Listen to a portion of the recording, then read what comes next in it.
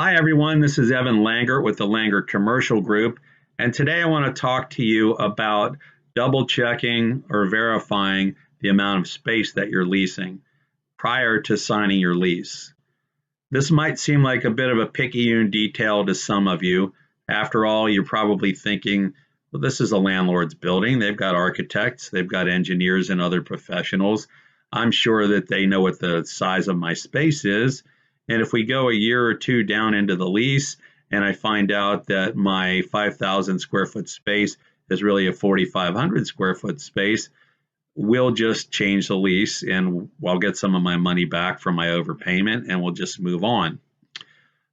Well, my response to that is that typically, no, you won't move on because the lease language typically says something along the lines of landlord and tenant hereby deem that the premises are 5,000 square feet, or landlord and tenant hereby agree that the premises are 5,000 square feet.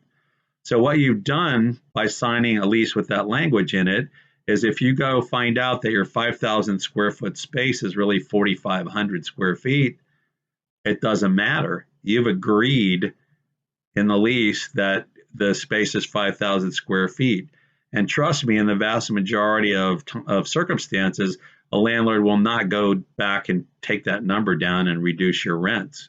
So you need to take care of this, and you need to take care of it before you sign the lease. The reason for that is that most landlords don't want this hanging out there. You can't put in most leases, tenant may remeasure its premises within 6 months of the execution of the lease.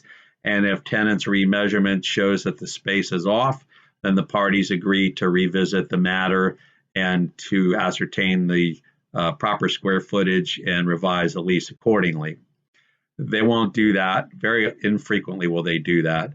So what the response is, look, if you don't think that our square footage is correct, get in the premises now and verify it for yourself. And when the lease is signed, we'll know that we both agree to that square footage. So that's what I advise my tenant clients to do. You could take a tape measure in the premises, or you could take a laser pointer, laser tape measure in the premises and get an approximate measurement. You cannot generally get an exact measurement because BOMA, the Building Owners and Managers Association, dictates how buildings are measured. Typically, they're measured not from your interior wall within your space, but they're measured out to the exterior of the brick or other facade that's on the outside of your building. So obviously you can't get a tape measure outside the window and to that brick. So you can't get that. And then for your party walls between your space and another tenant's space on either side, those are measured to the middle of that wall. So where the insulation is in the middle of that. So you can't with a tape measure get a perfect measurement. You can only get an approximate measurement.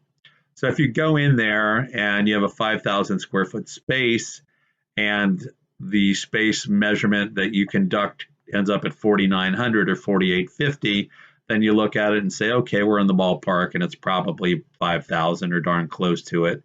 However, if it comes out at 4,200, you look at it and you say, we've got a problem, landlord, we need to resolve this and talk about it before we get the lease signed.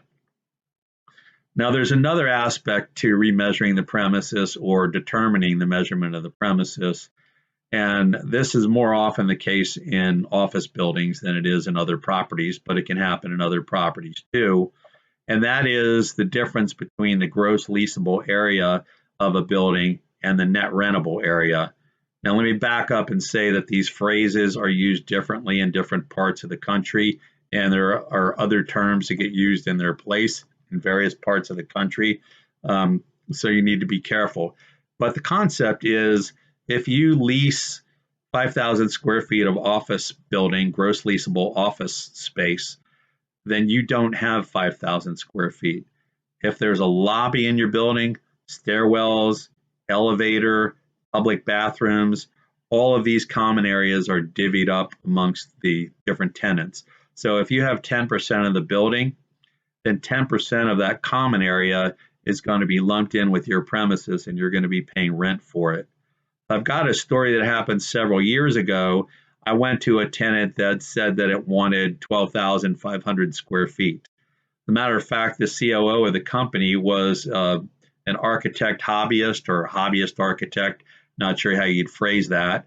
And he was proud of himself, and he should have been. He did a very elaborate drawing in 12,500 square feet showing where um, every chair, every closet, every piece of furniture, where it was going to be, the kitchen, everything. It was really a work of art.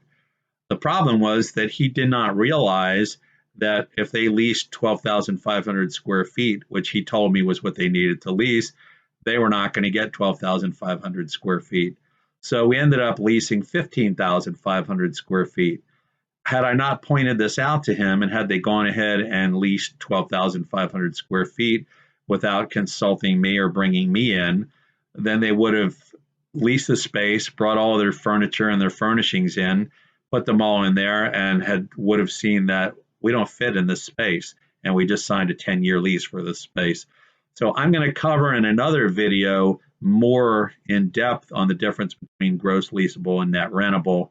But I think that concept is important when we're talking about double checking the measurement of your space. And of course, this is just more being aware of how much space you're really getting from another perspective. But I think that they tie in nicely together and they're important to consider together. As always, I do not intend to give any brokerage or any legal advice to anybody for any specific purpose. This is general information to make you aware of some of the concepts that are in leases that people miss or that they don't understand.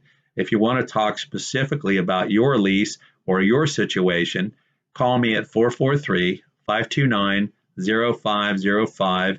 Again, 443-529-0505.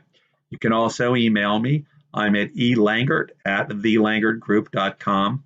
Again, that's elangert@thelangertgroup.com. Elangert is E-L-A-N as in Nathan, G-E-R-T as in Thomas. Have a great day and God bless.